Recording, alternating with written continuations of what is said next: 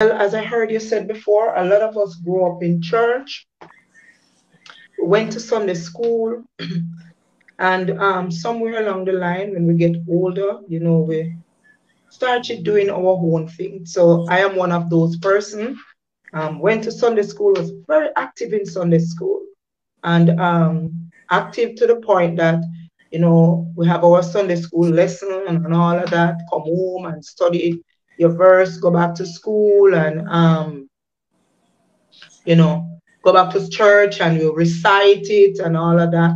So I even got even certificates and prize for most outstanding Sunday school student because I was so much enthused. But when the word of God tells you that when you grow up your children the right way, don't care what happened later on, they will not forget it. So I was growing up in church, and along the line, as I say, when I get older, I started doing my own thing, doing my own thing there, doing my own thing here, you know, um, finding a boyfriend, which is my husband now, Mm-hmm. and um, just doing my thing. And I remember one time, I'll tell you, it's a serious, serious time. My husband um went to work, and while he was at work, where we were living, it was a big fuse going on. When I tell you a big fuse with men, this side quarreling with that side, and the community where I was living in. And let me tell you something, a big war pop out. And when I say a big war burst out, I mean a big war because it happened in such a way that they kick off my door. Gunmen kicked off my door and came in on me and my son because I had the big son already. And it was an experience like never before. I just when I watch the news and I hear of people that gunmen kick off them door and go in and do all sort of something, I can't just imagine because I have experienced that. But God was on my side in such a way. Let me tell you, purpose must be fulfilled.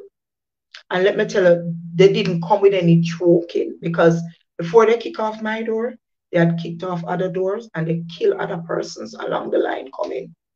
But God, I have a praying mother. I have a praying mother. And I had a praying father. My father passed and gone now. And I tell you, God spared my life that I can be here this very moment here on this life. And after that, after all of that, I made a promise to serve God. And I start looking over my life and saying, but wait, no man, God spare me and all of that. But that I didn't surrender. I did not surrender at that time. But further down the line, something else happened because things keep on happening. All sort of things keep on happening to me. And something else happened. And it happened in such a way that, I made a promise to God in such a way. I said, Lord, if you um, work this out for me, I am going to give my life to you. If you work this out, I am going to give my life to you. I'm going to serve you. And even though that transpired and I said that to the Lord, because you see, we can't fool God, We can't fool God. I will tell anybody that because the Lord knows about us. He knows if when we say something, if we're gonna go back on our words. But God is so merciful. He's so kind and loving. He's so understanding and forgiving. And even though I said that to the Lord, and the Lord worked it out for me, He worked it out for me again, and everything fall in place and everything work out.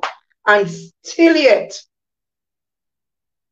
I did not give my life to the Lord. I started going to church, though, I started visiting church again because I reached to a point that the only time I went to church, it was when a funeral service or a wedding. That's how it did reach for me. I wasn't going to church, period. It's only a funeral service and only a wedding. And let me tell you, there was a lot of funeral services I was attending. And my son, I always send him to church, carry him to church. Listen, me, I bring my son to the church door, send him into Sunday school, and then me turn back. And then when Sunday school finish, is either the Sunday school teacher cross him or I'm go back for him. And all of that promises that I made to the Lord, I didn't come true. I didn't fulfill the promise. And then something else happened. Something else happened. And let me tell you, when that thing happened, I said, no. The Lord has given me so many chances, and he changed things for me. Do this, and He did that. And I said, you know what? It's time. It's time. And my mother prayed for me all the time because my mom is a Christian for years now. And others pray for me. My mother always keep on telling me, you need to find back yourself into the house of God. You need to this and now go church and now go this and that. And I said yes to the Lord. I prayed. I was praying one day and I was saying to God, I asked Him to forgive me. I said that I'm sorry for all those promises that I made and I didn't fulfill, I didn't comply. I wasn't truthful, and I said, Lord, I want to serve you, but I don't want to look back. I don't want to go back. I don't want to turn back. And the Lord, speaking to my heart and said, it's just one day at a time and I will lead you. I will take care of you. I will see you through. And I gave my life to the Lord from then, and here I am.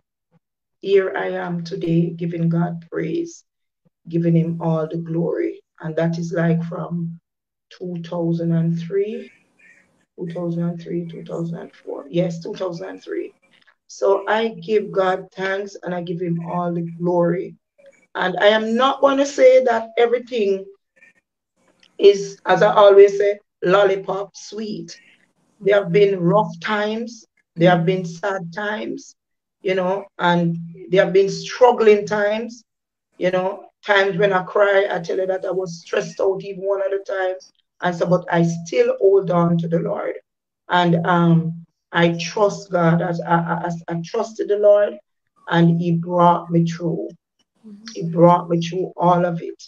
And I am here today. Today is what day? The 24th? The 24th of March 2023.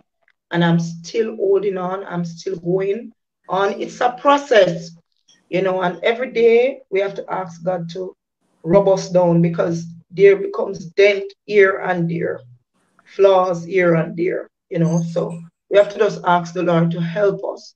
We're not going to be presumptuous, but there are times when we will make mistake, you know, um, but we don't stay in those mistakes and we don't try justify those mistakes, but we, get up and ask God, to help us along the way. And that is what I have been doing. And dwelling in the Word of God, we have to dwell in the Word of God. We have to stay in the Word, be constant in the Word, and be constant in prayer, you know, worship and fasting to build ourselves, spiritually, because serving God is not just getting up every day and say, oh, Father, what is it? And you're done and you're gone. You have to spend time with the Lord. You have to find time, to communicate, to talk to God. You and God just sit down and you talk to God, and then you listen for Him to speak to you, to answer you. That's what we have to do, so we can't have a relationship with the Lord and then we just going, just busybody, just going, like, oh, Lord, carry me through this day, but and you're finished and you're gone. We have to find time. It's a relationship. And a relationship means that you have time for the person have time for you. Spend quality times together. So this is what I am doing and trying to do. So this is just a little part of my story. So I hope this story will help. I want to say, don't make promises to the Lord and don't fulfill. Don't do it. The word of God says it's better not to put our hands to the plow and pull back. Don't make promises that you can't keep. When we're in trouble, I know that when we're in trouble, we will say anything because I'm telling you, I have been there and say, oh God, help me if you do this for me. And if you do this for me, I will do. Let me tell you something. The end is not sweet. But God, as I say, is a merciful God. He's a loving God. And this is why I am here today.